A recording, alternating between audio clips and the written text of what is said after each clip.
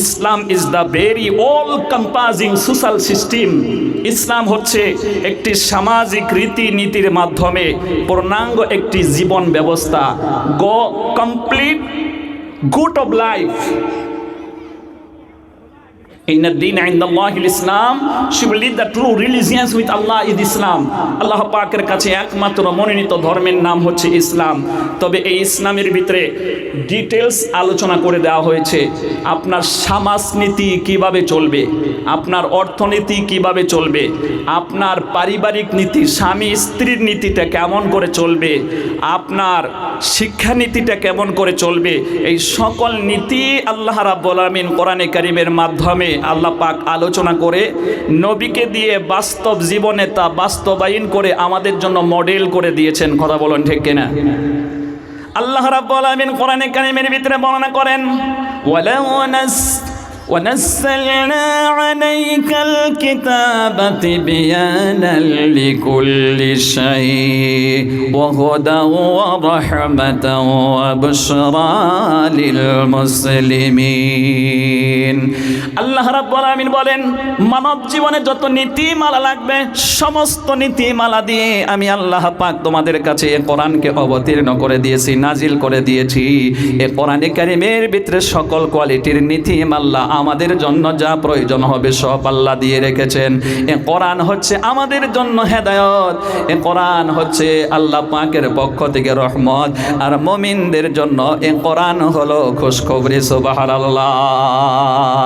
সমাধান চাও যদি জীবনে মরণে, পেরে যাও খোঁজে নাও চোখ রাখো কোরআনে। এটা চির কল্যাণ চির মুক্তির পথ, এটা মহাবাণী খোদার কালামে পাক। এই দুনিয়া আর সেই দুনিয়া, এই দুনিয়া আর সেই দুনিয়া, মুক্তি পাবে তুমি দোজাহানে। সমাধান সমাধান চাও যদি জীবনে মরণে, ফিরে যাও খুঁজে নাও চোখ রাখো কোরআনে। কথা বলুন ঠিক কিনা? মুরব্বী বাবাজিরা, আপনাদের বসাটা ঠিক হয় না। আমার সম্মুখে আসেন তো, আপনি চেয়ার নিয়ে আমার সম্মুখে আসেন। আপনারা সকলে সম্মুখে আসেন, আমার সম্মুখে আসেন। আমার বক্তব্য শেষ হলে আপনারা আবার আগের পজিশনে বসবেন। এখন আমার সম্মুখে আসেন, লোক সংখ্যা কম আছে। আমি যে আপনাদের সাথে কথাগুলো শেয়ার করব, দূরের থেকে আপনাদেরকে দেখে দেখে আমি বলছি। আমার সম্মুখে বসেন। জি, অসুবিধা হবে না, একটু সময় অসুবিধা হবে না। আমি থাকবোই 1 ঘন্টা, অসুবিধা হবে না, অসুবিধা হবে না। আচ্ছা, ওনারা চেয়ারে বসলে আপনাদের পিছনে অসুবিধা হচ্ছে নাকি? হ্যাঁ, 1 ঘন্টার সময় এভাবে থাক। আমার সম্মুখে লোক হয়নি বলে আমি ওনাদেরকে ডেকে নিয়ে আসলাম। যখন লোকেদের সংখ্যা বেশি হবে আবার ওনাদের পজিশনে চলে যাবে। আমার 1 ঘন্টার সময় আমার সাথে আপনারা বসুন, অসুবিধা নেই। আমি যখন কথাগুলো বলছি আপনাদের সাথে শেয়ার করতে পারছি না, দূরে চলে গেছেন বলেই শেয়ার করতে পারছি না। লোকের সংখ্যা বেশি হলে গেলে আমার বক্তব্যের পরে আপনারা ঠিক পজিশনে আবার চলে যাবেন, ঠিক পজিশনে চলে যাবেন। কথা বোঝা যাচ্ছে? আসুন আসুন। তো আমাকে সাবজেক্ট দেওয়া হয়েছে কি, যে আমি যেন বলি স্বামীর কি কর্তব্য রয়েছে স্ত্রীর প্রতি, অর্থাৎ একজন স্বামী তার স্ত্রীর প্রতি কি আচার ব্যবহার করতে পারে, স্ত্রীর হক সে কেমনে আদায় করতে পারে, এ নিয়ে আমাকে দেওয়া হয়েছে যেন আমি কথা বলি।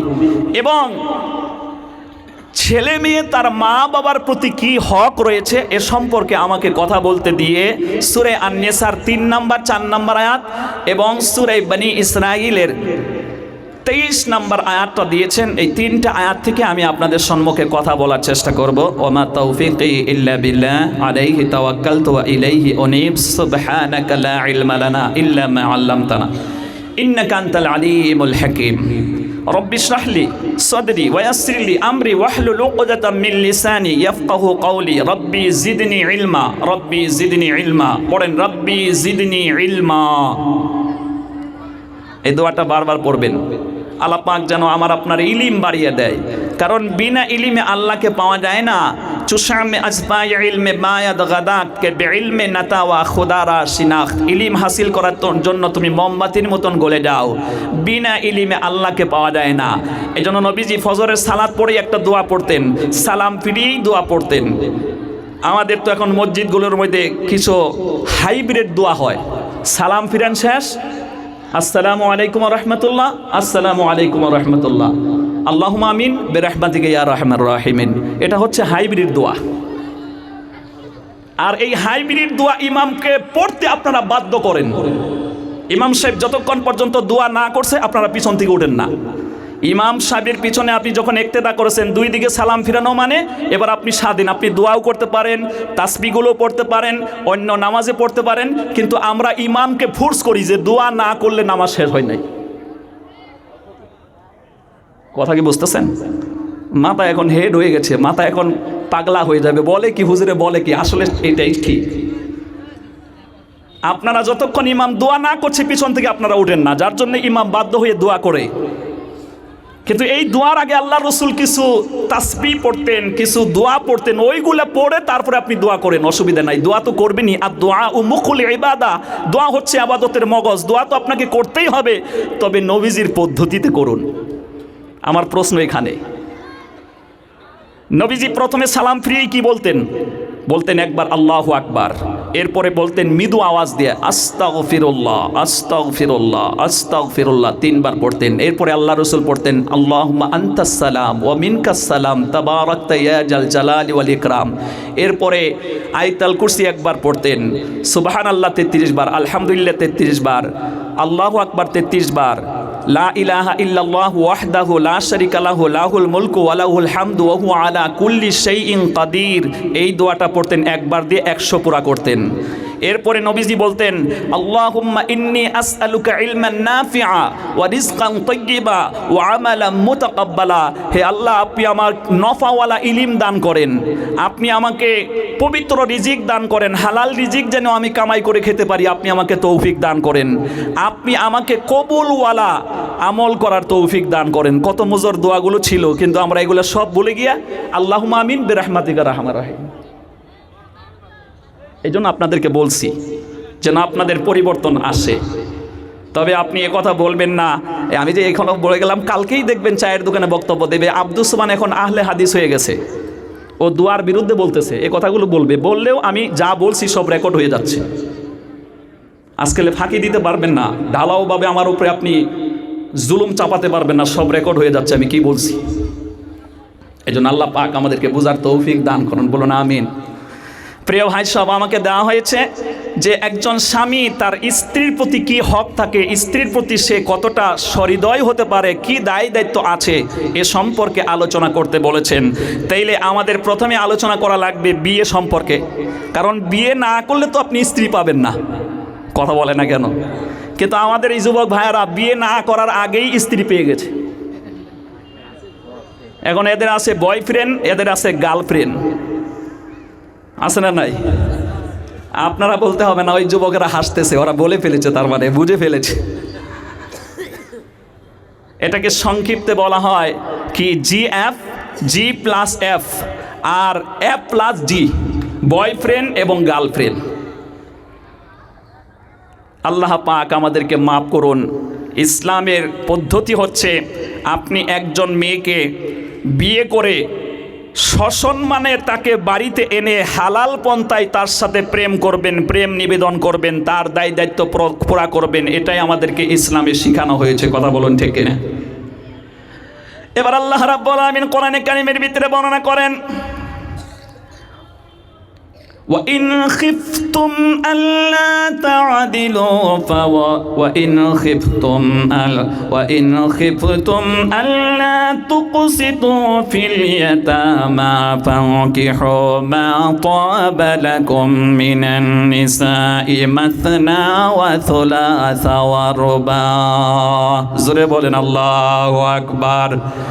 আল্লাহ রাব্বুল আলামিন বলেন, তোমরা যদি ইতিমদের সম্মুখে, ইতিমদের কাছে যদি তোমরা ন্যায় বিচার সম্পাদন না করতে পারো, তাইলে স্বাধীন মেয়েরা যারা আছে ওদেরকে ইচ্ছে করলে তুমি একজনকে বিয়ে করবে, ইচ্ছে করলে দুইজনকে বিয়ে করবে, ইচ্ছে করলে তিনজনকে বিয়ে করবে, ইচ্ছে করলে চারজনকে তুমি বিয়ে করতে পারবে। কন্যা সুবহানাল্লাহ। আমরা বড্ড খুশি হলাম যে আল্লাহ পাক বলছেন শুধু এক বিয়ে না, চাইলে 4 বিয়ে করতে পারবা। এটা হলো আল্লাহ পাকের বিধান। এবার এই রেফারেন্সে একটি হাদিস শুনবেন। বিশ্বনবী ওই সময় ঘরে নেই, রুমের ভিতরে নেই। 3 জন সাহাবী চলে গেল নবীজির রুমে। আম্মা জান আয়েশা সিদ্দিকা রাদিয়াল্লাহু তাআলা আনহা ঘরের মধ্যে বসে আছেন। এমনটা সময় সালাম দেওয়া হলো, আসসালামু আলাইকা ইয়া রাসূলুল্লাহ, আসসালামু আলাইকা ইয়া হাবিবাল্লাহ। আমার বন্ধুগণ, সালাম দেওয়ার পরে ভিতর থেকে আওয়াজ আসলো।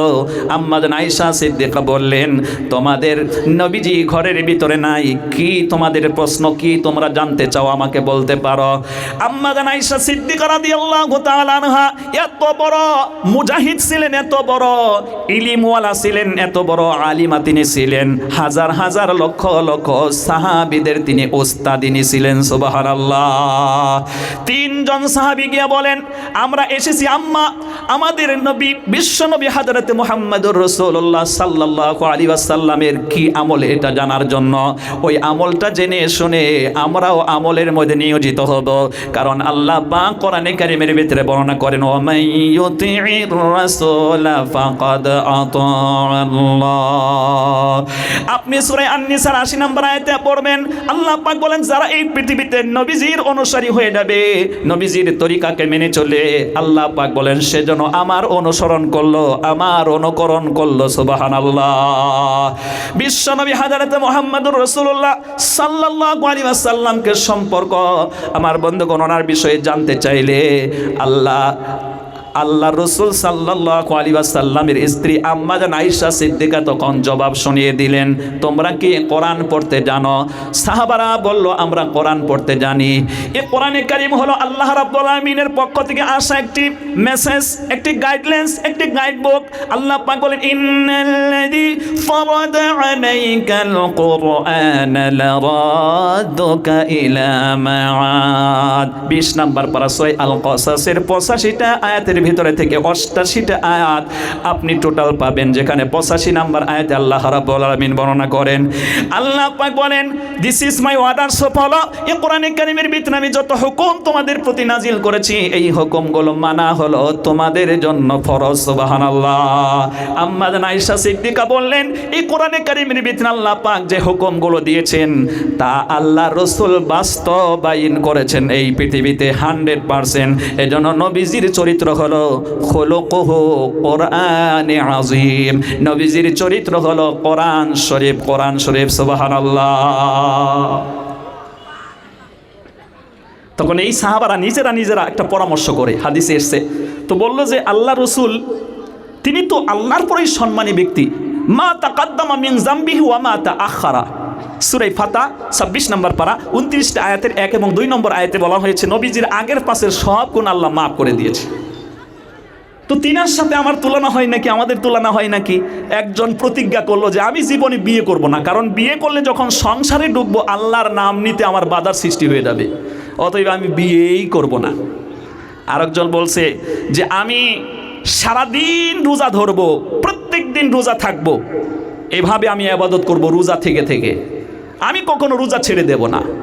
আরেকজনে বলছে আমি কখনো রাত্রে ঘুমাবো না, সারা রাত তাহাজ্জুদ নামাজে নিয়োজিত থাকবো, রাত্রে আমি জাগরণ করে করে ইবাদত করব। এইভাবে 3 জনে যখন সংকল্প করলো, আল্লাহর রাসূল হঠাৎ করে তাদের পাশ দিয়ে রুমে ঢুকলেন। নবীজি এই কথাগুলো শুনতে পেলেন। সুবহানাল্লাহ বলেন। আমরা এখন আমরা মনে করতেছি যে এই 3 সাহাবী বড় বুজুর্গ, ওলি আল্লাহ, সারা জীবন রোজা থাকবে, সারা রাত ঘুমাবে না, তাহাজ্জুদের নামাজ পড়বে, আবার সারা জীবন বিয়ে করবে না। আমরা সাধারণ যারা মানুষ, যারা কোরআন সুন্নাহ নিয়ে স্টাডি করি না, পড়াশোনা করি না, ওরা মনে করবো এর চেয়ে কি আর বুজুর্গ হয় নাকি? কিন্তু নবীজি কি বলেন শুনেন। এই জন্য তাফসির মাহফিল আসার দরকার। বিশ্বনবী তখন বললেন, ও আমার সাহাবারা, তোমরা যে সংকল্প করলে, তোমরা যে ওয়াদা করলে, তোমরা যে প্রতিজ্ঞা করলে, এই প্রতিজ্ঞার মধ্যে আমাকে তোমরা পাবে না।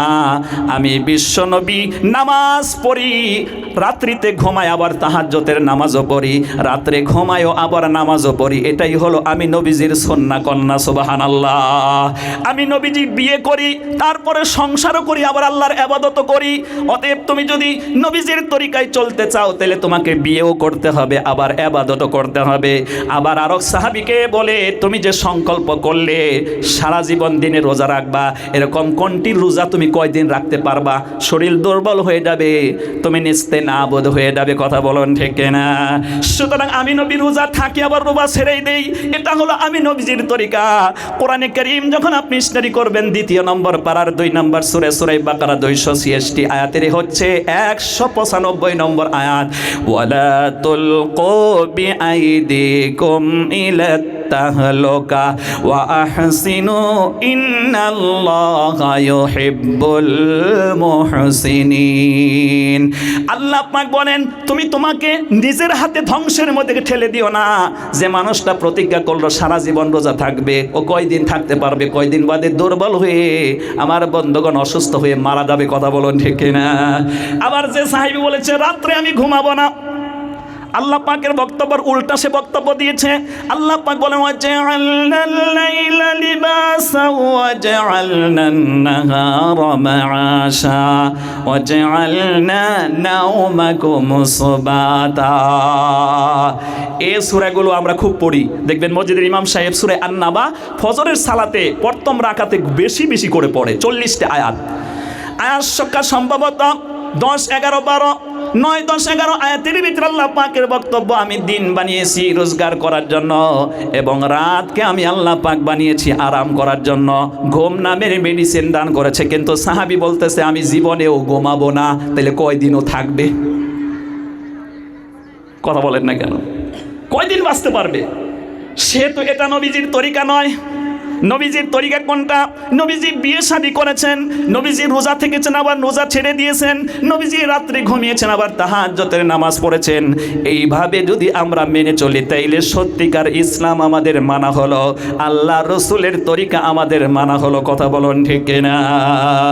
আল্লাহ রাব্বুল আলামিন কোরআনে কারীমের ভিতরে বর্ণনা করেন, কুল ইন কুনতুম তুহিব্বুনাল্লাহা ফাত্তাবিউনি ইউহিব্বুকুমুল্লাহ ويغفر لكم ذنوبكم والله غفور رحيم।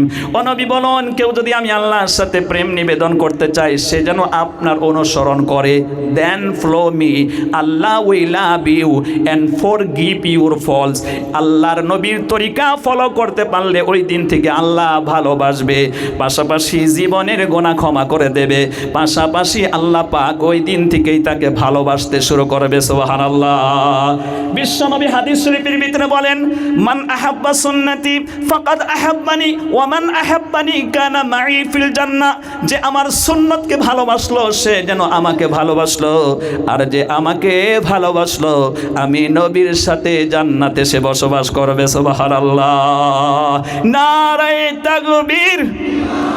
রসুল আমার ভালোবাসা, রসুল আমার আলোয় আসা, রসুল আমার প্রেম বিরহের মূল আলোচনা, রসুল আমার কাজে কর্মের অনুপ্রেরণা, রসুল আমার ভালোবাসা যখন দারুণ দুঃখ নামে আমার জীবন রে বিপদ আপদ মুসিবতে মরি পুরে পুরে, তখন তোমার শৈশব কৈশোর যোগায় সান্ত্বনা, রসুল আমার কাজে কর্মের অনুপ্রেরণা, রসুল আমার ভালোবাসা, রসুল আমার আলোয় আসা, রসুল আমার প্রেম বিরহের মূল আলোচনা, রসুল আমার কাজে কর্মের অনুপ্রেরণা। কত রকম রাজার নীতি প্রজার নীতি দেখলাম, দুঃখ হাইরে দুঃখ ছাড়া আর না কিছু পেলাম, তাই তো শুধু মনে পড়ে সোনার মদিনা, রসুল আমার কাজে কর্মের অনুপ্রেরণা। ঠিক কিনা? সুতরাং এই বিশ্বনবীর থেকে আপনাকে ঈমান শিখতে হবে, বিশ্বনবীর কাছ থেকে ইসলাম শিখতে হবে, বিশ্বনবীর কাছ থেকে আদর্শ শিখতে হবে বন্ধু। আল্লাহর রাসূল সাল্লাল্লাহু আলাইহি ওয়াসাল্লাম এই জন্য বিয়ে করাটা নবীজির একটা সুন্নাহ, কথা বলুন ঠিক কিনা? কিন্তু আমাদের এই যে মুরব্বী বাবাজি এখানে আছেন, আমি কিন্তু বক্তব্য দিতে গিয়ে সম্মুখে কাউকে আমি দেখি না। কোরআনের আয়াত যেভাবে আসবে ওইভাবে আমাকে বলতে হবে। আপনাকে দেখে ভয় করে, আপনাকে দেখে লজ্জা করে আমি কথা বলবো, কিয়ামতের দিন আল্লাহ পাক আমাকে সাইজ করবে। ইসলামে বলেছে বিয়ে শাদী 3 কাজ খুব তাড়াতাড়ি হোক। 1 নাম্বার, নামাজে রক্ত হয়েছে, আস-সালাতু লি আউয়ালি ওয়াক্তিহা, নামাজের রক্ত হয়েছে আর দেরি নয়, তাড়াতাড়ি নামাজ আদায় করো। 2 নম্বরে কোনো একজন ব্যক্তি ইন্তেকাল করেছে, তাকে তাড়াতাড়ি দাফন করো। আপনার ছেলে মেয়ে বিয়ের উপযুক্ত হয়েছে, তাড়াতাড়ি বিয়ে শাদী দিয়ে দেওয়া হোক। কিন্তু আমাদের মুরব্বীদের বক্তব্য বলো না, আমার ছেলে এখনো নিজ পায়ে দাঁড়াতে পারে নাই, ওর বাবার পায়ে দাঁড়ায়, এখনো দাঁড়াতে শিখে নাই, ওকে বিয়ে করানো যাবে না। এই বক্তব্য দিয়ে ছেলেদেরকে যখন সে যৌবনে পদার্পণ করে, আশ-শাবাবু শু'বাতুল জুনুন ওয়ান নিসাউ হিবালাতুশ শায়তান, যৌবন বয়সটা বিশ্বনবী বলেছেন একটা পাগলের বয়স। আর এই পাগলটা কি দিয়ে করে? শয়তান মহিলা অস্ত্র দিয়ে, একটা যুবতী ময়ে দিয়ে ঘায়েল করে ওই যুবককে তার লাইফ ধ্বংস করে দেয়, নিঃশেষ করে দেয়, শেষ করে দেয়। এজন্য যুবক ভাইদেরকে খুবই তাড়াতাড়ি বিয়ে করান। ওয়াজ বোধহয় কঠিন হয়ে গেল। যুবকদেরকে বিয়ে করান। আমাদেরকে, ভারতবর্ষে আমরা বসবাস করি, এখানে সরকারি আইনটা আমাদেরকে ফলো করতে হবে। ছেলেদের বয়স যখন 21 হয়ে যাবে আর দেরি নয়, মেয়েদের বয়স যখন 18 হয়ে যাবে আর দেরি নয়, তাড়াতাড়ি বিয়ে হয়ে যাক। এ তথ্য কোরআনে এসছে, সূরার নাম আন-নূর 18 নম্বর পারার 2 নম্বর সূরা। টোটাল আয়াত সংখ্যা হলো 64, এখানে 32 নম্বর আয়াত। সুবহানাল্লাহ কোন আল্লাহ রাব্বুল আলামিন বলেন, ওয়া আনকিহুল আয়ামা মিনকুম ওয়াস-সালিহিনা মিন ইবাদিকুম ওয়া ইমাইকুম ইয়াকুনু ফুকারা ইউগনিহিমুল্লাহু মিন ফাদলি। আল্লাহ পাক বলেছেন ওয়া আনকিহুল আয়ামা মিনকুম। ওয়া আয়ামা যে শব্দ, এটা হলো আইম শব্দ থেকে উৎপত্তি হওয়া শব্দ। ওই ছেলেকে, ওই পুরুষকে, ওই মহিলাকে বলা হয় যার স্বামী নাই, যার স্ত্রী নাই। এই অবস্থায় থাকলে তাদেরকে ইসলামিক নিয়ম অনুযায়ী বিবাহ বন্ধনে আবদ্ধ করে তাদেরকে স্বামী স্ত্রীর সংসার বানিয়ে দিতে বলেছে গার্জেন পক্ষকে। কন্যা সুবহানাল্লাহ। এখন আপনারা প্রশ্ন করেন এত তাড়াতাড়ি দিব কেন? এই প্রশ্নের জবাবগুলো দিতে যদি যাই, সবগুলো তথ্য যদি আমি খুলে খুলে বলতে চাই, এই আয়াতের উপরে বক্তব্য দিতে হবে কমসে কম 4 দিন ব্যাপী, কন্টিনিউ 2 ঘন্টা আলোচনা করলে ম্যাক্সিমাম কথা আলোচনা করা যাবে। 4 দিন আলোচনা করতে হবে, তাইলে আপনারা সবটা বুঝবেন। একটা পয়েন্ট নিচ্ছি, হযরতে আদমকে আল্লাহ পাক বানিয়ে রেখেছিলেন কোথায়? কথা কয় না কেন? আল্লাহ পাক বানানোর পরে কোথায় রেখেছিলেন? জান্নাতে। জান্নাত কি? জান্নাত হচ্ছে এমন জায়গা যেখানে কোনো টেনশন নাই, কোনো বেমার আজার নাই, কোনো কষ্ট নাই, কোনো দুঃখ দুর্দশা নাই, ঠিক না? আল্লাহ রাব্বুল আলামিন বলেন, وَإِذَا رَأَيْتَ ثَمَّ رَأَيْتَ نَعِيمًا وَمُلْكًا كَبِيرًا। আল্লাহ পাক বলেন, আমার চিরন্তর জান্নাতে যখন তোমরা যাবে, যেদিকেই তাকাবে সেদিকেই নিয়ামত আর নিয়ামতের সাম্রাজ্যগুলো দেখতে পাবে। এত নিয়ামতের ভিতরে আদম থেকে, তারপরেও আদমের ভালো লাগে না। এ কথা দুনিয়ার কেউ বুঝতে পারলো না, বুঝতে পারলেন স্বয়ং আমার আল্লাহ পাক। কন্যা সুবহানাল্লাহ। তার কারণ হলো কোরআনে কারীম যখন করবেন 26 নম্বর পারা বের করলে সূরার নাম কাফ 45টা আয়াতের হচ্ছে 16 নম্বর আয়াত, ওয়ালাকাদ খালাকনাল ইনসানা ওয়া না'লামু মা তুওয়াসবিসু বিহি নাফসু ওয়া নাহনু আকরাবু ইলাইহি মিন হাবলিল ওয়ারিদ। আল্লাহ পাক বলেন, এই মানুষকে আমি সৃষ্টি করেছি, তার মনের ভিতরে কি কল্পনা হয়, জল্পনা হয়, আমি আল্লাহ চাইতে কেউ বেশি ভালো বোঝে না। আল্লাহ পাক বলেন, আমি সব কিছু বুঝি। আমি আল্লাহ পাকের শ্রবণ শক্তি, দর্শন শক্তি তাদের শাসি রগলের চাইতেও বেশি নিকটবর্তী। সুবহানাল্লাহ।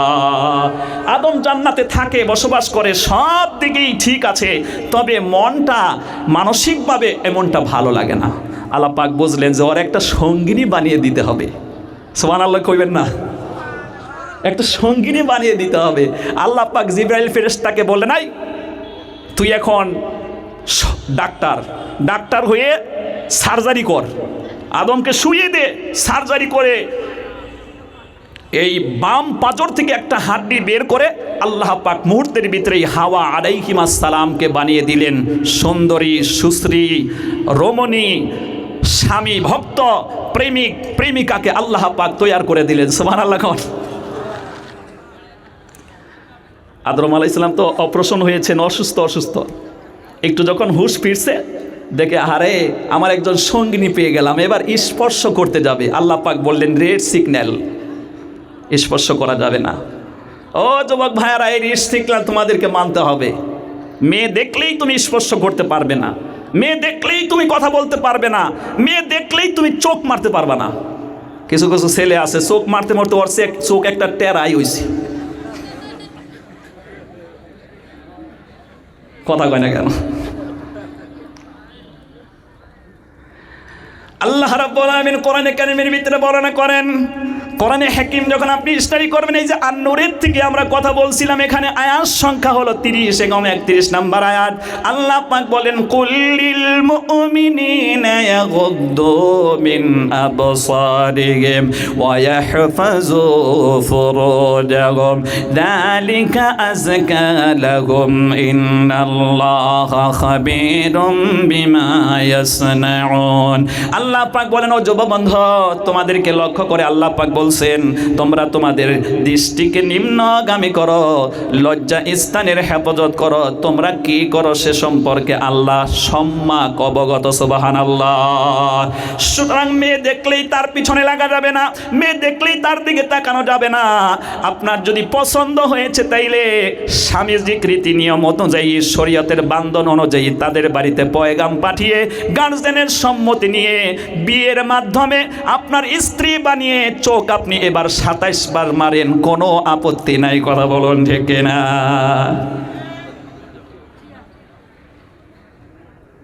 এবার 27 বার আপনি চোখ মারলেও ওখানে সমস্যা নাই, বরং আপনি সওয়াব পাবেন। স্ত্রীকে সবচেয়ে আপনি ভালোবাসবেন, মহব্বত করবেন, স্ত্রীকে মাঝে মাঝেই বলবেন আই লাভ ইউ। কিন্তু এই আই লাভ ইউ অন্য জায়গায় দেওয়া যাবে না। কথা বলে না কেন? আমার ভাইয়ারা, ঠিক একই কায়দায় হযরতে আদম আলাইহিস সালাম বিবি হিসেবে এখনো পান নাই, কিন্তু আই লাভ ইউ দিতে চাচ্ছেন। আল্লাহ পাক বললেন, রেড সিগন্যাল না, এখনো আই লাভ ইউ দেওয়া যাবে না। ইসলামিক অনুযায়ী, শরীয়তের বিধান অনুযায়ী কোরআনে কারীম যখন আপনি স্টাডি করবেন, ধরে আপনি আল্লাহর কোরআন যখন স্টাডি করবেন, এটা আপনি পারবেন 25 নম্বর পারা, সূরা হলো জাসিয়া, 37টি আয়াতের 18 নম্বর আয়াত। আল্লাহ পাক বলেন, তুম্মা জাআলনাকা আলা শরীআতিন মিনাল আমরি ফাত্তাবি'হা ওয়ালা তাত্তাবি'ু আহওয়াআল্লাযীনা লা ইয়ালামুন। আল্লাহ পাক বলেন, এটা হলো আমার শরিয়া, সুতরাং এই শরিয়াকে তোমরা মানো, এই শরিয়ার বাইরে তোমরা চলে যেও না।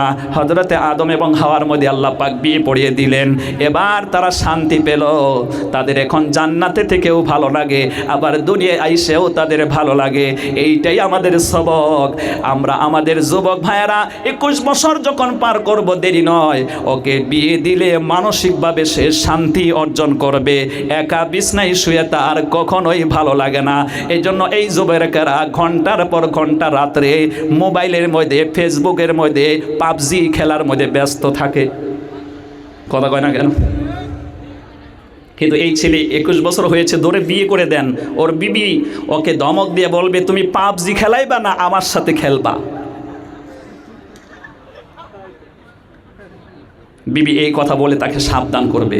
দেখেন, আল্লাহ রসুল সাল্লাল্লাহু আলাইহি ওয়াসাল্লাম, এগুলো কথা বলতে আমাদের লজ্জা নেই, কারণ আল্লাহ রসুল সাল্লাল্লাহু আলাইহি ওয়াসাল্লাম স্বয়ং আম্মাজান আয়েশা সিদ্দিকাকে নিয়ে রাত্রে খেলতে গিয়ে দৌড় দিছেন। হাদিসে এসেছে, জোৎস্না রাত আয়েশাকে বলে, আয়েশা সময় তো পাই না তোমার সাথে প্রেম নিবেদন করার, আসো তো দেখি আজকে আমরা দুইজনে দৌড় দেই। সুবহানাল্লাহ বলে।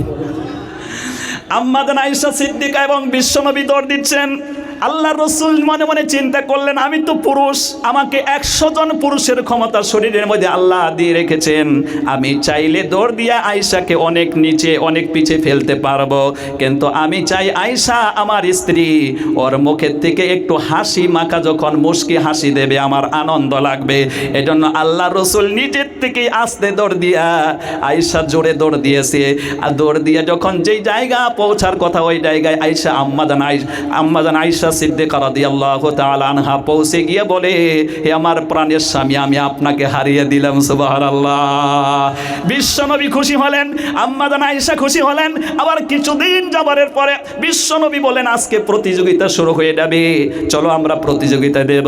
ওই দিনে নবীজি আর আস্তে দৌড় দেয় না, একটু জোরে দৌড় দিয়ে বলে, ওই যে গত সপ্তাহে তুমি যে আমাকে হারিয়েছিলে তার বদলা হয়ে গেল। সুবহানাল্লাহ, সুবহানাল্লাহ, আলহামদুলিল্লাহ, ওয়ালা ইলাহা ইল্লাল্লাহ। ওই কলিমা পড়লে রে আমার মন বল বল বল, ওই কলিমা সাথী হবে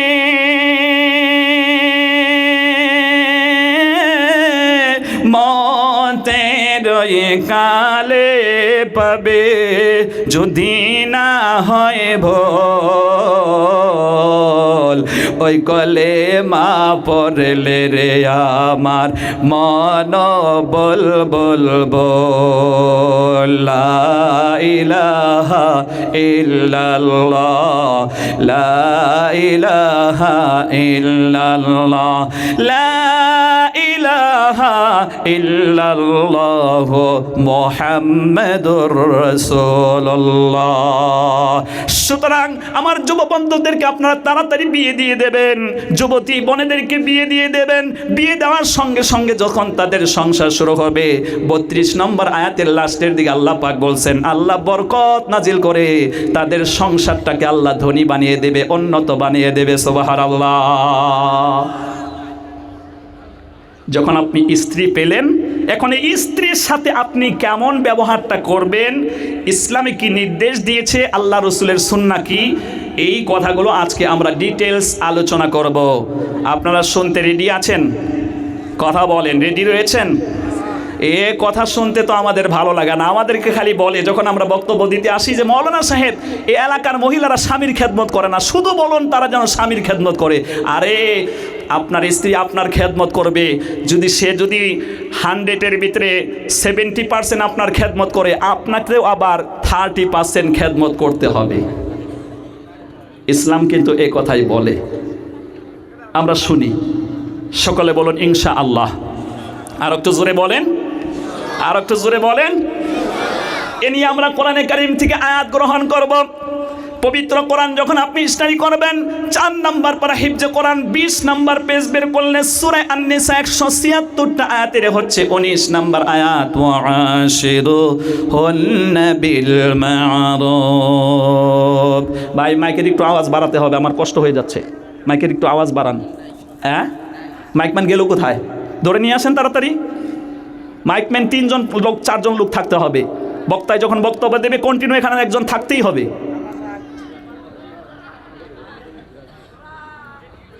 এমনি এমনি টাকা নেবে, কথা কয় না কেন? সার্ভিস ভালো না হলে টাকা কম দেওয়া হবে।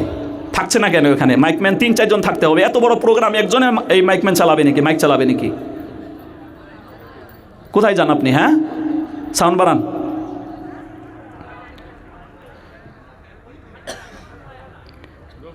সুবহানাল্লাহ ওয়ালহামদুলিল্লাহ ওয়ালা ইলাহা ইল্লাল্লাহ, লা ইলাহা ইল্লাল্লাহ মুহাম্মাদুর রাসূলুল্লাহ।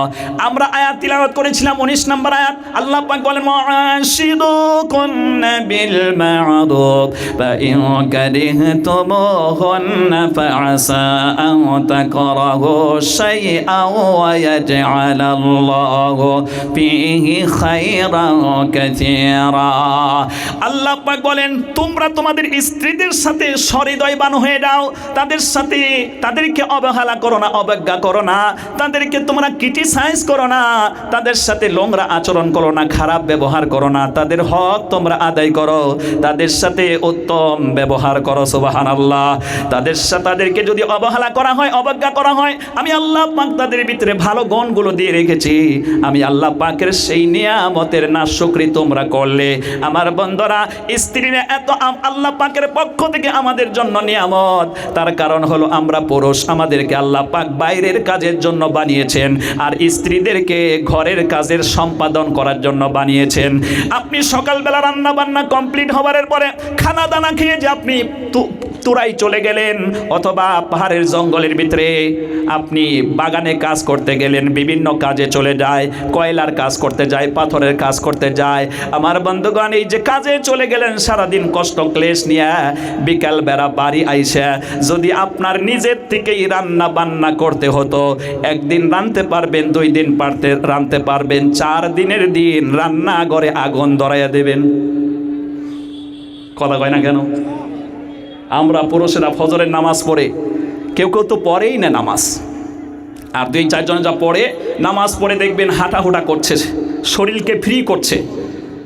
আপনি হাঁটবেন, এটা শরীরের সুস্থতা অটুট থাকবে, ভালো কথা। কিন্তু আপনার স্ত্রী কি লক্ষ্য করছেন কতটা কষ্ট করে?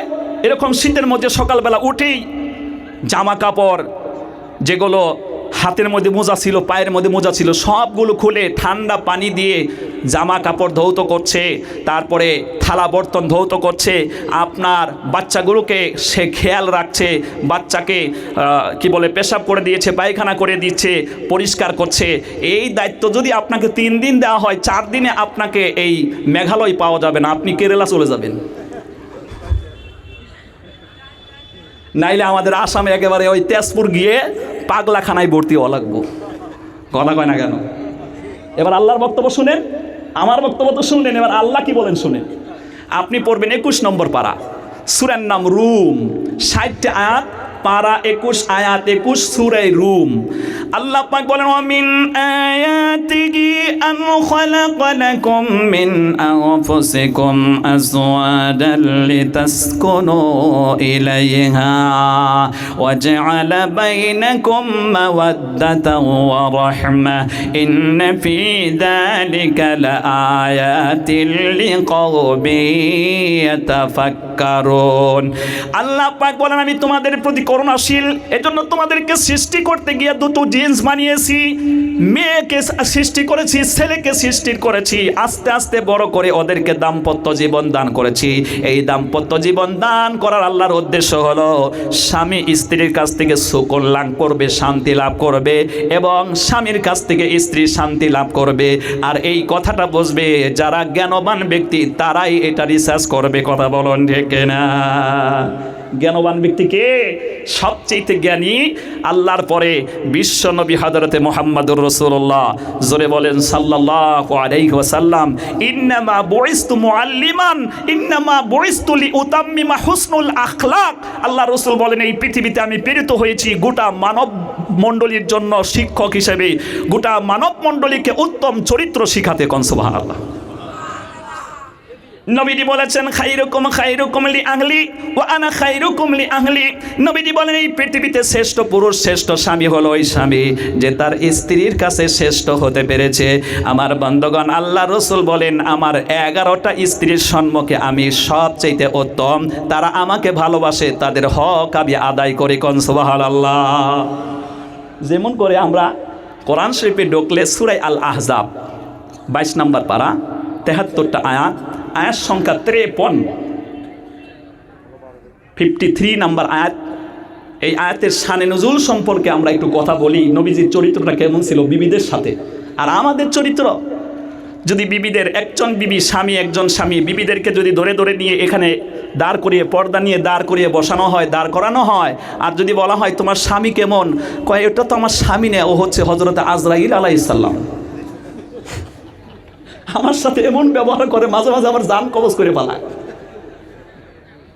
এরকম বলবে।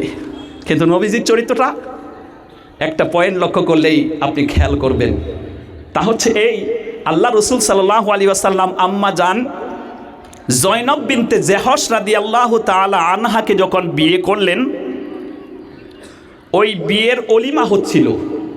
নবীজি খুশি হয়ে সাহাবাদেরকে অলিমা খাওয়াচ্ছিলেন, অর্থাৎ দাওয়াত খাওয়াচ্ছিলেন। কথা কি শুনতেছেন? আসেন না গেছেন গা? আপনাদের আগে আমি চলে যাব, খুব লক্ষ্য করবেন। এখন আজকে সমাজের ভিতরে, আমাদের সমাজে বিয়ে শাদী আছে না নাই? কথা বলছেন না কেন? এই বিয়ে শাদী যখন শুরু হয়, বিয়ের তরিকা, নিয়ম কানুন এগুলো হাদিস কোরআন থেকে নবীজির সুন্নাহ অনুযায়ী, এই যে আমাদের মুফতি হুজুর আছে, তারপরে ওই কি বলে সিবিনাং জামে মসজিদের মুফতি সাহেব, ওনাদের পাশে আগের থেকে বসে আপনি নিয়ম কানুন শুই না, তারপরে ছেলে মেয়ের বিয়েটা কেমন করে দেওয়া হবে, কেমন করে এর কে বলে আয়োজন করা হবে, প্রথমে আগে জেনে নেওয়ার দরকার। আমরা ওগুলা কারো কাছ থেকে জানি না। বিয়ের নাম হয়েছে মানে বাড়িতে ডিজে গান দিয়া জমিন কাঁপায়। কথা বলে না কেন? আল্লাহ রাব্বুল আলামিন কোরআনে কারীমের ভিতরে বর্ণনা করেন, কোরআনে হাকীম যখন আপনি স্টাডি করবেন 21 নম্বর পারার ভিতরে সূরা লোকমান সম্ভবত 6 নাম্বার অথবা 7 নাম্বার আয়াতের ভিতরে আল্লাহ পাকের বক্তব্য, ওয়া মিনান নাসি মান ইয়াশতারি লাহওয়াল হাদীথি লিয়ুদিল্লা আন সাবিলিল্লাহি বিগাইরি ইলমিন ওয়া ইয়াত্তাখিযাহা হুজওয়া উলাইকা লাহুম আযাবুম মুহিন। আল্লাহ পাক বলেন, লোকেদের ভিতরে কিছু লোক আছে তারা অবান্তরকার বস্তু ক্রয় করে, যেটাকে লাহওয়াল হাদিস বলা হয়। এখানে লাহওয়াল হাদিসের মুফাসসিরিনে কেরাম লিখেছেন মুসলমানদের জন্য গান, বাদ্য, থিয়েটার, নর্তনতিকা এবং বাদ্য যন্ত্রণা আজ থেকে ১৫০০ বছর আগে হারাম করে দেওয়া হয়েছে। এজন্য মুসলমানদের বিয়ের অনুষ্ঠানে কোনো ডিজে গান চলবে না। কথা বলুন ঠিক না? তা আমরা দেখি বিয়ে শাদীর মধ্যে শুধু ইমাম সাহেব পাশে বসে খুতবাটা পড়ে ওই যে কাবেল তুহা আর কাবেল তুহু যে বলে, এইটাই খালি শরিয়া সম্মত, আর যেটি কাম হয় বাকি যত কাম হয় সব অশরীয়ত মোতাবিক। কথা কয় না কেন মুসলমান? ওর মধ্যে শরীয়ত বলতে কিছুই নাই। এই জন্য এই বিয়ে শাদী করার পরে ওদের গর্ভে থেকে যে সন্তানগুলো আসে, ওই যে ডিজে বাজাইয়া প্রথমেই ফ্যাক্টরি নষ্ট করে দিয়েছে, ওই জন্য ওদের গর্ভে থেকে যে সন্তানগুলো আসে ও হয় বাংলাদেশের ডিপজল। কথা কয় না কেন? ও অলি আল্লাহ সন্তান জন্ম নেয় না। আপনি প্রথমে ভুল করেছেন, এখন ভুলের শাস্তি পাচ্ছেন। কথা কয় না কেন? এই জন্য কেমনে করে বিয়ে অনুষ্ঠানটা চালাতে হবে, আগে আপনি মুফতি সাহেবের কাছে যাবেন, দলিলগুলো শুনেন। আপনি পড়বেন সূরা আন-নিসা 176টা আয়াতের 59 নাম্বার আয়াত। আল্লাহ রাব্বুল আলামিন বলেন, ইয়া আইয়ুহাল্লাযীনা আমানু আতিউল্লাহা ওয়া আতিউর রাসূল ওয়া উলিল আমরি মিনকুম ফাইন তানাযা'তুম ফি শাইইন ফারুদ্দুহু ইলাল্লাহি ওয়ার রাসূল ইলা আখিরি আয়াত। আল্লাহ পাক বলেন, বিশ্বাসী বান্দারা আল্লাহকে মানো, আল্লাহর রাসূলকে মানো, এবং তোমাদের ভিতরে যারা লিডার হয়েছে ওই লিডার যদি নবী হুকুম পালন করতে বলে, আল্লাহর হুকুম পালন করতে বলে, তাকে মানো। এবার তোমরা যখন বিপদে পড়ে যাও, এই ফয়সালাটা কি হবে, এই মাসআলাটা কি হবে, তখন তোমরা আল্লাহ এবং আল্লাহর রাসূলের দিকে এই কথাটাকে গড়িয়ে দাও। মানে আলিম উলামার কাছে গিয়া কোরআন সুন্নাহ বের করে ওইখান থেকে দলিল নিয়ে ওই মাসলাটা মানতে হবে। কথা বলুন ঠিক না? নারায়ে তাকবীর। আজকের এই প্রোগ্রামের মধ্যে বিয়ে শাদী সংক্রান্ত আলোচনা করতে গিয়ে ইম্পর্টেন্ট কথাটা চলে আসলো। বিয়ে শাদীর মধ্যে আপনি কিভাবে সম্পাদন করবেন, আগে মুফতি সাহেবের কাছ থেকে জেনে তারপরে এটা সম্পাদন করবেন। আর না জেনে আমরা যাই মাতবারের কাছে, মাতবার বলে দেয় দাওয়াত দাও। গ্রামের ওই ব্যক্তিদেরকে যার বাড়িতে আবার 10 বার দাওয়াত খাইতে পারো। কথা কয় না কেন? বড় বড় চিঠি দেখবেন ওদের নামে লিখেছে। ওর মনে হচ্ছে ওকে একবার দাওয়াত এনে খাওয়াবো, আবার ওর বাড়িতে যেন 27 বার খাইতে পারি। আর 2 নম্বরে বলবে, খালি দাওয়াত দিলেই হবে না, তো তোমার বিবিকে ওই যে মুখের মধ্যে লিপস্টিক লাগাইয়া বাদরের ফুটকি বানাইয়া এরকম সিংহাসন বানিয়ে ওখানে বসাতে হবে, তাইলে ওকে দেখবে, আবার কিছু টাকা পয়সা দিবে, তুমি ফকিরের মতন ভিক্ষা করা লাগবে। কথা কয় না কেন মুসলমান? হাইরে লজ্জার ব্যাপার রে। বড় বড় ধনী মানুষ এখানে ভিক্ষুকের মতন কাজ করে। স্ত্রী আল্লাহ পাক আপনাকে দিয়েছেন আপনাকে দেখার জন্য, ওকে সাজায় গুজাইয়া আপনি ফ্রি করে দিলেন, সকলেই দেখো আর কিছু টাকা পয়সা দিয়ে যাও। বউ দিয়ে কামাই করে, ও পুরুষ না ওইটি মহিলা, ওর তো বিয়ার দরকার নাই। কথা কয় না কেন? বিয়া তো তার দরকার যে পুরুষ, ও তো পুরুষ না। বউরে দেখায় যে ইনকাম করে, ও পুরুষ নাকি? ও আর একটা বউ। কথা কয় না কেন?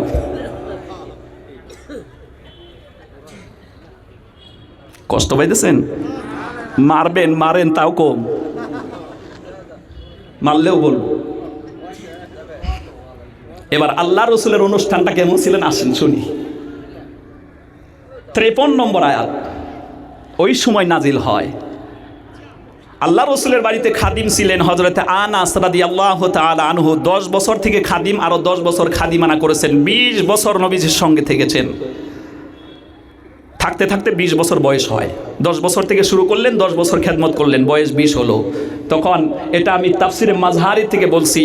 তিনি বলেন যে কোন সময় মেয়েদের পর্দার আয়াত নাজিল হয়েছে এই সম্পর্কে সমস্ত সাহাবীর চাইতে আমি যতটা ভালো জানি অন্য কেউ জানে না। এ কথা বলে তিনি এই আয়াতের শানে নজুল বলেছেন। সুবহানাল্লাহ কোন? আর একটু জোরে বলেন সুবহানাল্লাহ। ভাই দেখেন, এখানে একটা বিষয় লক্ষ্য করবেন। এখানে ঐতিহাসিক তাফসিরুল কোরআন মাহফিল, এখানে কিন্তু আলতু ফলতু বক্তব্য দিলে হবে না। বক্তা যখন আলোচনা করবে আয়াত টু আয়াত, এর শানে নজুল কি, এর ব্যাখ্যা কি, এর তাফসির কি, যারা বলতে পারে তারাই এখানে চান্স পাবে। উল্টা পাল্টা বক্তা এখানে আনা যাবে না। কথা কয় না কেন?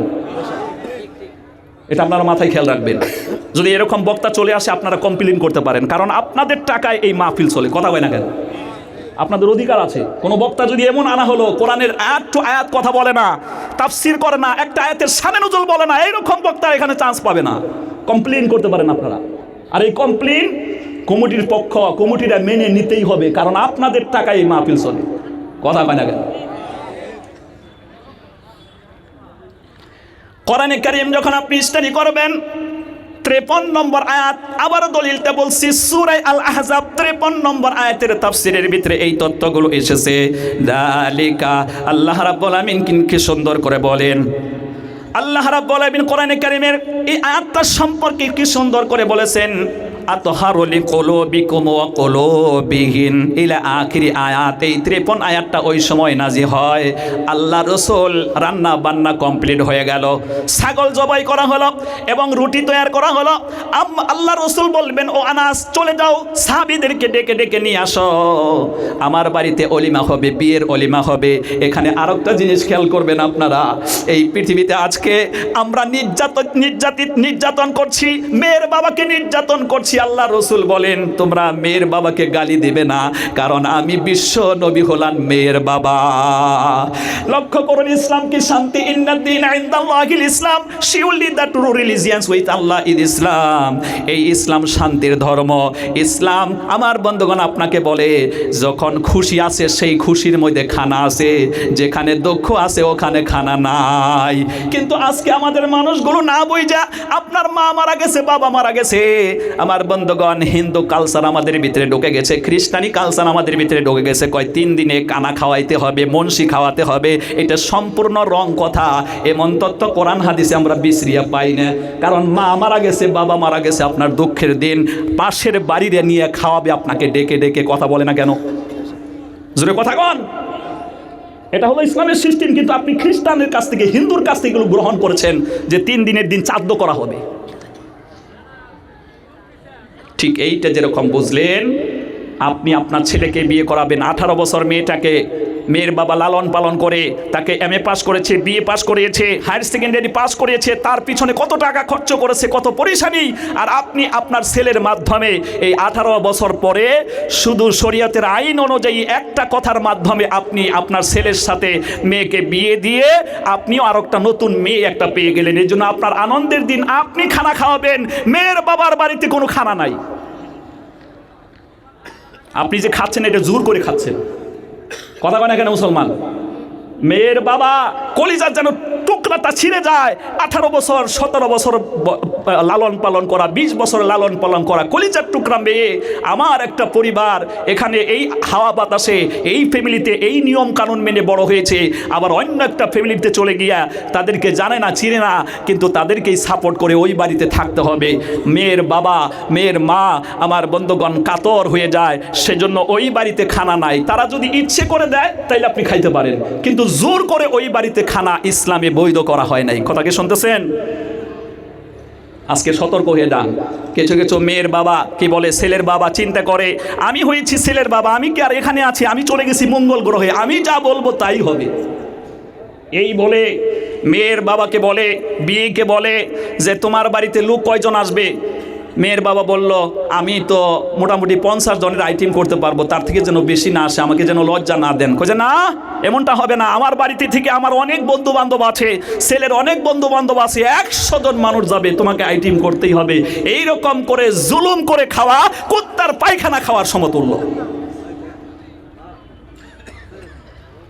ওয়াজ কঠিন হইল না কি কন? জুলুম করা যাবে না। সে যদি স্বেচ্ছায় যা দেয় তাই আলহামদুলিল্লাহ বইলে আপনি নিয়ে আসবেন, খেয়ে আসবেন, জোর করা যাবে না। আল্লাহ পাক আমাদেরকে বোঝার তৌফিক দান করুন, সকলে বলেন আমিন।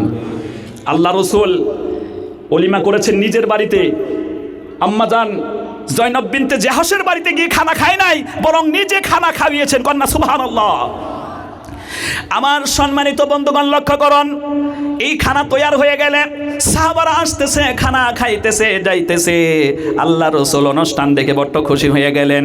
এবার আল্লাহ রসুল ওই সময়ে ওনার ঘরে আরো যে স্ত্রীগুলো ছিল আপন আপন কামরাতে, বিশ্বনবী প্রত্যেকটা রুমে গেতেছেন এবং বিবিদেরকে সালাম দিতেছেন, আসসালামু আলাইকা ইয়া আয়েশা, আসসালামু আলাইকা ইয়া মাইমুনা, আসসালামু আলাইকা ইয়া সাফিয়া।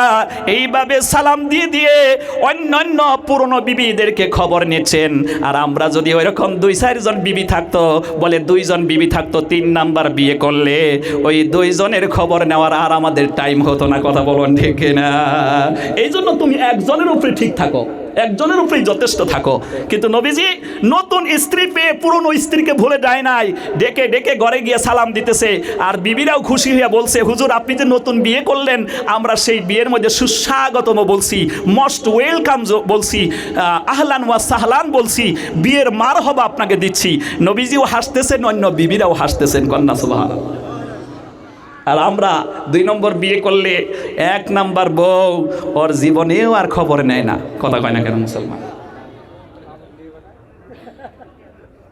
এই জন্য আপনি একটার উপরেই যথেষ্ট থাকেন। যদি আপনি ইনসাফ করতে না পারেন, একটার উপরে যথেষ্ট থাকেন। আল্লাহ পাক আমাদেরকে হক বোঝার তৌফিক দান করুন, বলুন আমিন। বরং আমার বন্ধুগণ, কিছু কিছু পুরুষ এমন আছে, এক বউ বিয়ে করেছে, সেই বউয়ের উপরে নির্যাতন করে, এমন তথ্য কোরআনে কারিমের ভিতরে এসেছে। আমার ভাইরা, ও এলাকাবাসী, সিবিনাং এলাকাবাসী, যুব বন্ধুরা, মুরব্বী বাবাজির একটা তথ্য শুনে নেন। এই পৃথিবীতে কিছু স্বামী আছে স্ত্রীর প্রতি ঢালাও নির্যাতন চালায়। কথা বলুন ঠিক না? এ নিয়ে কোরআন শরীফে একটা সাবজেক্ট আছে, একটা অধ্যায় আছে। এই অধ্যায়ের নাম হচ্ছে সূরা মুজাদালা। সূরার নাম, কথা বলে না কেন? সূরার নাম মুজাদালা। এই সূরাটা আপনি পড়লে 22টা আয়াত পাবেন। এই সূরাটার শানে নুজুল সম্পর্কে এসেছে। আল্লাহ রাব্বুল আলামিন বলেন, ক্বাদ সামিআল্লাহু কাওলাল্লাতী তুজাদিলুকা ফি যাওজিহা ওয়া তাশতাকি ইলাল্লাহ ওয়াল্লাহু ইয়াসমাউ তাহাওরাকুমা ইন্নাল্লাহা সামিউম বাসীর। জোরে বলুন আল্লাহু আকবার। বিষয়টা এমন ওই সাহাবী মহিলার নাম হলো, সাহাবী মহিলার নাম হলো খাওলা বিনতে মালিক বিন সালাবা রাদিয়াল্লাহু তাআলা আনহা। ওনার স্বামী তিনি বৃদ্ধ হয়ে গেছেন, বাচ্চাগুলো বড় হয়ে গেছে, শরীরের যৌবনতা নাই, এখন শরীরের মধ্যে আগের মতন শক্তি নাই, চেহারার সৌন্দর্য নাই। বৃদ্ধ বয়সে এসে ওনার স্বামী জুলুম করে বলে ফেললেন, আনতা আলাইয়া কাজহরি উম্মি। এই কথা বলে ফেলল যে তুমি হলো আমার মায়ের পিঠের মতন। জাহিলাত যুগে যদি কোনো পুরুষ তার স্ত্রীকে রাগ করে এই কথা বলতো, সৌদি আরবের নিয়ম অনুযায়ী ওই বউটা তার জন্য তালাক হয়ে যেত। এইভাবে যখন আমার বন্ধুগণ স্ত্রীর উপরে নির্যাতন চালালো, স্ত্রী টুকটুক করে বিশ্ব নবীর দরবারে এসেছে, ওয়ামা আরসালনাকা ইল্লা রাহমাতাল লিল আলামিন, রহমতে আলম নবী, নবী দো জাহান, সাহাবীরা আতর বানায় ওই নবীজির ঘাম, রহমতে আলম নবী, নবী দো জাহান, সাহাবীরা আতর বানায় ওই নবীজির ঘাম। বিশ্ব নবীর কাছে যখন চলে এলেন ওই মহিলা এসে বলতেছে, হে আল্লাহর রাসূল, আমার স্বামী, আমি এখন বৃদ্ধ হয়ে গেছি, আমার যৌবন আর নাই, আমাকে এইভাবে তালাক দিয়ে দিয়েছে, অন্য পুরুষে আর আমাকে গ্রহণ করবে না। এটা হোক বা না হোক, কিন্তু আমি সবচাইতে চিন্তা করি আমার বাচ্চাগুলো, মা থেকে যখন বাচ্চা আলাদা হয়ে যাবে, আমার স্বামী চাইলে আবার দ্বিতীয় বিয়ে করতে পারবে। দ্বিতীয় বিয়ে করলে ওই মহিলা যখন আসবে, দ্বিতীয় মা যখন আসবে, নিজের সন্তান, ওই সন্তানগুলোকে সে আদর করবে না, যত্ন করবে না। আমার স্বামী এইভাবে করে আমাকে তালাক দিয়ে ফেলেছে। হে আল্লাহর রাসূল, আমি আপনার দরবারে চলে এলাম, আমার উপরে জুলুম করা হয়েছে, আপনি এটাকে সংশোধন করার একটা পদ্ধতি বলে দেন, আল্লাহর পক্ষ থেকে নিয়ম বলে দেন, যেন আমার স্বামী আমাকে আবার গ্রহণ করতে পারে। এই কথাগুলো যখন বলছিলেন, বিশ্বনবী নিশ্চুপ হয়ে গেলেন, কারণ ওই সময় এই ঘটনা তো সম্মুখীন হয় না, এই জন্য মাসলাও আসে না। আল্লাহ রসুল নিশ্চুপ যখন থাকলেন, তখন ওই মহিলা বিশ্বনবীকে দেখতে পেলেন, উনি তো কোনো ফায়সালা দিচ্ছে না। মহিলা আর দেরি না করে নিজের কাতর আহ্বান আল্লাহর কাছে দোয়া শুরু করলেন। কোন সুবহানাল্লাহ। আম্মা জান আয়েশা সিদ্দিকা বলেন, আমি দেখেছি আল্লাহ তার বান্দার দোয়া কেমনে শুনে। আমি ওই মহিলার পাশে বসে আছি, স্বামীর বিরুদ্ধে যেহেতুকে বলছে, মহিলা একটু লজ্জা বোধ করছে, আমি আম্মা জান আয়েশা যেন না বুঝি, গুনগুন করে নবীজির কাছে বলতেছে, আমি পুরোটা বুঝি নাই। কিন্তু নবীজি যখন আর ওর ফায়সালা দিতে পারলেন না, সঙ্গে সঙ্গে আল্লাহর কাছে ভরসাশীল হয়ে হাত উত্তোলন করে আল্লাহর কাছে রোদন করে কান্না করলেন। সুবহানাল্লাহ। হর হমেশা ও দেনে কো তৈয়ার হে, হর হমেশা ও দেনে কো তৈয়ার হে, जो न मंगे उससे ও বেদার হে। আল্লাহ পাক সব টাইমে দেওয়ার জন্য প্রস্তুতি নিয়ে রেখেছেন, কিন্তু আমরা টাইমলি ওয়াক্ত মোতাবিক যেভাবে চাওয়ার দরকার সেইভাবে চাইতে পারি না। কথা বলুন ঠিক কিনা? এই জন্য এই ঘটনার থেকে একটা সবক আসে, আপনার বিপদ মুসিবত সব টাইমে চাইবেন কার কাছে? জোরে বলেন, আল্লাহর কাছে। তিনি সদা জাগ্রত, তিনি সব কিছু দেখতে পান, শুনতে পান, কিন্তু আমরা ওই আল্লাহকে না বইলে চলে যাই পীরের কাছে, মাজারের কাছে গিয়ে তাদেরকে আমরা যে কাজগুলো করি তাদের সাথে দিনের বেলা ছিল আমাকে শিরকি গুনার বক্তব্য দেওয়ার জন্য আমরা ওইভাবে করে মুশরিক হয়ে যাই, আমাদের ঈমান চলে যায়। এই জন্য সারাক্ষণ আপনি চাইবেন কার কাছে? আর এই চাওয়ার পদ্ধতি হলো উসজুদ ওয়াক্তারিব, সেজদা দাও আর আল্লাহর নিকটবর্তী চলে যাও। আপনি সেজদা দিয়ে অর্থাৎ নামাজ পড়ে আল্লাহর কাছে চাইবেন, মসজিদে গিয়ে নামাজ পড়ে আল্লাহর কাছে চাইবেন। আমি আইসাসি মসজিদে দয়া করো আমারে, আমি আইসাসি মসজিদে দয়া করো আমারে, ফিরাইয়া দিও না তোমার বান্দারে, তুমি নাকি দয়াবান, দয়া করো মেহেরবান, তুমি নাকি দয়াবান, দয়া করো মেহেরবান, ফিরাইয়া দিও না তোমার বান্দারে। কথা বলুন ঠিক না? এভাবে আল্লাহর কাছে চাইবেন, বারবার চাইবেন। আল্লাহ পাক আমাদেরকে তৌফিক দান করুন। আম্মা জান আয়েশা সিদ্দিকা বলেন, যখনই ওই মহিলাটা আল্লাহ রাব্বুল আলামিনের কাছে দোয়া করলো, আমি দেখতে পেলাম বিশ্ব নবীর কাছে গুনগুন করে কোরআনের আয়াত নাজিল হচ্ছে। কন্যা সুবহানাল্লাহ। আল্লাহ রাসূলের কাছে যখন কোরআনে কারিমের আয়াত নাজিল হয়ে গেল, কোরআনে হাকিম যখন আপনি বের করবেন, 19 নম্বর পারা হিফজে কোরআন 2 নম্বর পেজ বের করলে সূরা ফুরকান 77টা আয়াতের হচ্ছে 33 নম্বর আয়াত, ওয়ালা ইয়াতুনাকা বিমাসালিন ইল্লা জিনাকা বিল হক হাক্কি ওয়া আহসানা তাফসীরা। আল্লাহ পাক বলেন, নবী আমি কোরআনে কারীমের ভিতরে নিয়ম কানুন বলে দিয়েছি। এই কোরআন বের করে যখন আমার বান্দা বান্দি আসে বিভিন্ন সমস্যা নিয়ে, তাদের সম্মুখে কোরআন বের করে কোরআনের তাফসীর দিয়ে তাদেরকে মাসলা ফতোয়া আপনি বের করে দিয়ে দেবেন। কোন সুবহানাল্লাহ। নবী তখন বললেন, ও মহিলা, আর তোমার কোনো টেনশন নাই, আল্লাহর পক্ষ থেকে সংবিধান নাজিল হয়ে গেছে। এখন তোমার স্বামী যে কাজটা করে বসেছে, এখানে আল্লাহ পাকের বক্তব্য, যেই মা সন্তানকে অলাদত করেছে, অরিজিনাল মা তো সেই ব্যক্তি। কোনো ব্যক্তি যদি স্ত্রীকে মা বলে ফেলে, সে আসলে মা হয় না, এটা অন্যায় হয়। কথা বলুন ঠিক কিনা? আর এই অন্যায় কে করে? যারা সারাক্ষণ মদ খায়, গাঞ্জা খায়, ড্রাগ সেবন করে, মদের নেশায় ওই সিবিনাং মদ কিনে খাইয়া বাড়িতে এসে স্ত্রীকে বলে মা, এইভাবে ডাক দেয়, দেয় না? আবার স্ত্রী খুব কায়দা করে, স্ত্রী তো এখন তাফসীর শুনে, কোরআন শুনে, তার দিল ভালো হয়ে গেছে, সে আল্লাহওয়ালা হয়ে গেছে। যখন বলে স্ত্রীকে মা বলেছে, স্ত্রীও আর বেশি দেরি করে না, যারও একটা লইয়া দেয় বাড়ি, ওকে জাত করার জন্য। যেই সা কুকুর ওই সা মুগুর, যেই সা করনি ওই সা ভরনি, না মানে তু করকে দেখ, জন্নত भी है দুজক भी है, না মানে তু মারকে দেখ। কথা বুঝতে পেরেছেন? কথা কয় না কেন?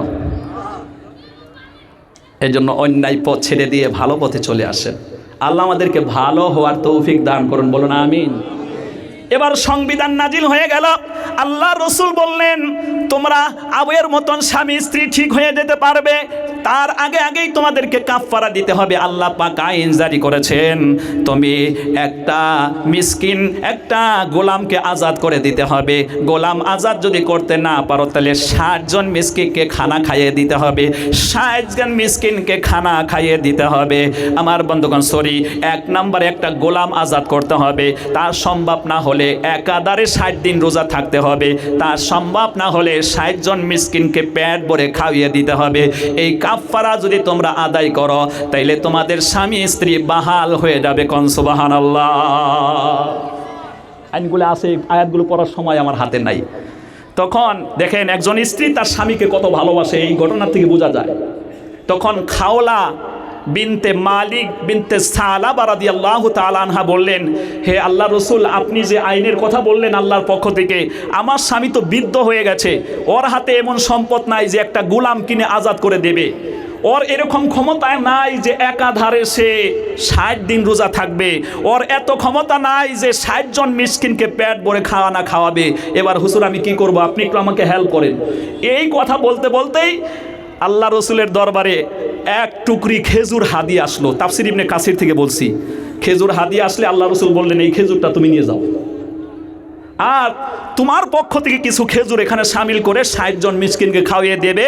দিলেই তোমাদের যে ভুল করেছিলে সেই ভুলের সংশোধন হয়ে গেল। জোরে কোন সুবহানাল্লাহ। এইভাবে করে এলাকাবাসী, আমার যুবক বন্ধুরা, এলাকাবাসী, আমার যুবক ভাইয়েরা, এলাকাবাসী, গার্জেন পক্ষ যারা আছেন, মুরব্বী বাবাজিদেরকে বলি, একজন স্ত্রী তার স্বামীকে এতটা ভালোবাসে, সুতরাং আপনাদের জন্য জরুরি হলো স্ত্রীকে ভালোবাসা, স্ত্রীকে আদরে রাখা, যত্নে রাখা। বিশ্বনবী বিদায় হজের টাইমে, সম্মানিত বন্ধুগণ, বিদায় হজের দিনে আল্লাহ রসুল বলেছিলেন, তুমি যেই মানের খাবার খাওয়াবে তোমার স্ত্রীকে, সেই মানের খাবার খাওয়াবা। তুমি যেই মানের কাপড় পরিধান করাবে, সেই কাপড় পরিধান করবে, তোমার স্ত্রীকেও সেই মানের কাপড় পরিধান করাবে। এটার নামই হলো ইনসাফ। কিন্তু আমরা জনমের মতন এখানে সিবিনাং গিয়া, ফুলবাড়ি গিয়া, তোরা গিয়া, গুয়াহাটি গিয়া, ভালো হোটেলে গিয়ে আমার বন্ধুগণ কত মজার মজার খাবার খাই, এত দামি দামি মিষ্টি খাই, কিন্তু একটা মিষ্টিও তো স্ত্রীর জন্য নিয়ে আনলেন না।